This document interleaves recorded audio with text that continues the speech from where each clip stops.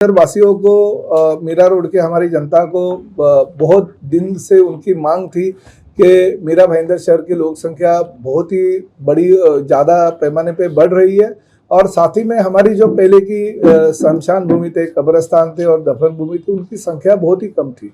साथ ही में हमारे लिंगायत समाज के लोगों के लिए अंत्यविधि के लिए जगह नहीं थी। हमारे धर्मगुरु जो जैन समाज के, उनके लिए स्पेशल जगह लगती है, वो भी नहीं थी। हमारे घर में जो पालने वाले जो हमारे डॉग्स लवर रहते हैं या कैट लवर रहते हैं, उनके लिए भी अंत्यविधि के लिए जगह कहीं पे भी उपलब्ध नहीं थी।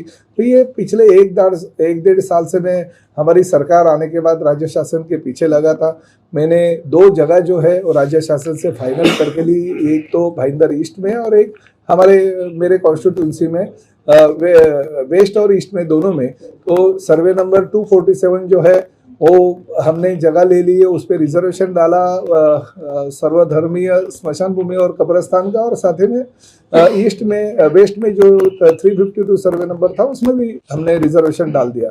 राज्य शासन के पास जब भी मैं ये पीछे लगा था, तभी इसको निधि की भी जरूरत थी, क्योंकि कॉर्पोरेशन के पास पैसा नहीं था। तो माननीय मुख्यमंत्री जी को मैंने विनती की और हमारे इस स्मृति उद्यान, जो हमारे हरिश्चंद्र आमगांवकर माजी नगर सेवक थे और कोरोना कार्यकाल में हमसे बिछड़ गए, तो उनके नाम पे ये स्मृति उद्यान का निर्माण हम कर रही है। मीरा भाईंदर शहर की पहली शमशान भूमि होगी कि वहाँ पर्यावरण को आगे सामने देखते हुए हमने लकड़ों का वहाँ पे कुछ भी वापर नहीं होगा। वहाँ पे सिर्फ गैस और इलेक्ट्रिक दाहिनी होगी, जिससे हम अंत्यविधि कर सकते हैं। और साथ ही में हमारे लिंगायत समाज के लिए हमने स्पेशल जगह रखी है। वहाँ पे हमारे जो जैन धर्मगुरु है, उनकी मांग थी, उनके लिए स्पेशल जगह रखी है। और साथ ही में जो घर में पालने वाले जो प्राणी रहते हैं, उनके लिए भी अंत्यविधि के लिए जगह रखी है। और साथ ही में हमारे मुस्लिम कम्युनिटी के सिया हो, सुन्नी हो या बोरी हो या खोजा हो, उनकी भी बहुत मांग थी, तो उनके लिए भी जगह, और क्रिश्चियन कम्युनिटी के लिए भी जगह रखी है। तो इस तरह से ये स्मृति उद्यान सभी जाति धर्म को लेके हमने वहाँ पे निर्माण करने जा रहा है। राज्य शासन ने जो 18 करोड़ की निधि दी थी, उसमें से 15 करोड़ रुपया इस स्मृति उद्यान के लिए दिया है और जगह पे उसका काम भी चालू है। ठेकेदार को वर्क ऑर्डर भी दी गई है और 1.5 साल में ये काम पूरा हो जाएगा।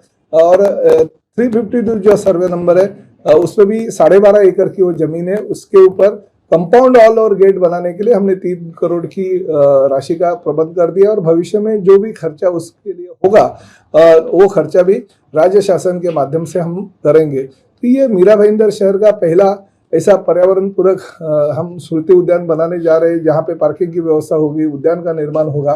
तो इस तरह से मीरा भाईंदर शहर के भविष्य के 50 साल की जो आबादी को देखते हुए हमने ये बंदोबस्त कर दिया। और साथ ही में ये जो प्लान है वो हमारे मीरा भाईंदर कॉर्पोरेशन के टाउन प्लानिंग डिपार्टमेंट से हमने सैंक्शन भी कर लिया, ताकि भविष्य में कठिनाई महानगर पालिका को ना हो। क्योंकि कुछ लोग ऐसे हैं कि जानबूझकर ऐसी जो जरूरतें हैं वो नहीं होने के लिए भी कोशिश करते रहते हैं। तो इस तरह से ये अगर हम प्लान सैंक्शन करके लेंगे, सीसी लेंगे, तो जगह पे हमें कोई किसी भी चीज़ की तकलीफ नहीं होगी। नहीं है, देखिए शहर से दूर नहीं है, ये शहर के बीच में ही है। मगर फिर भी कुछ देखिए, हिंदू स्मशान भूमि के लिए मैंने कहा नवघर है, गोड़देव है, साथ में मीरा रोड है।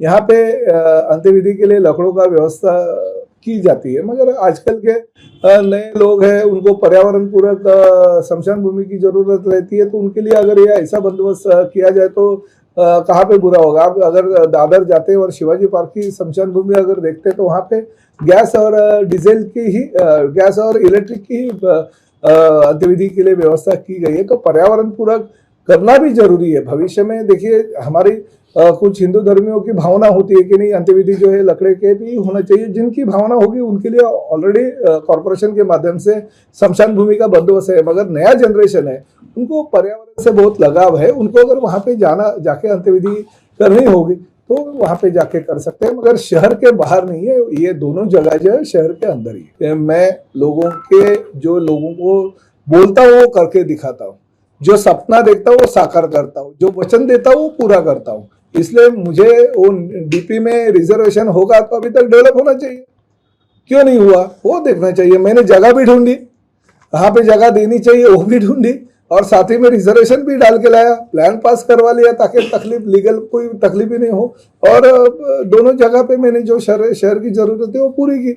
अभी जिसको भी वो डेवलपमेंट करनी होगी पुराने डीपी के अनुसार वो करे, अच्छा है। और भी जगह जरूरत है शहर को भविष्य में होने वाली। सुविधा तो मैंने आपको बताई है ना कि करीबन 9 से 10,000 स्क्वायर मीटर का क्षेत्रफल है, और साथ ही में ये जो 247 का और जो 352 है वो क्षेत्रफल जो है वो करीबन 12.5 एकड़ है, तो बड़ा क्षेत्र है।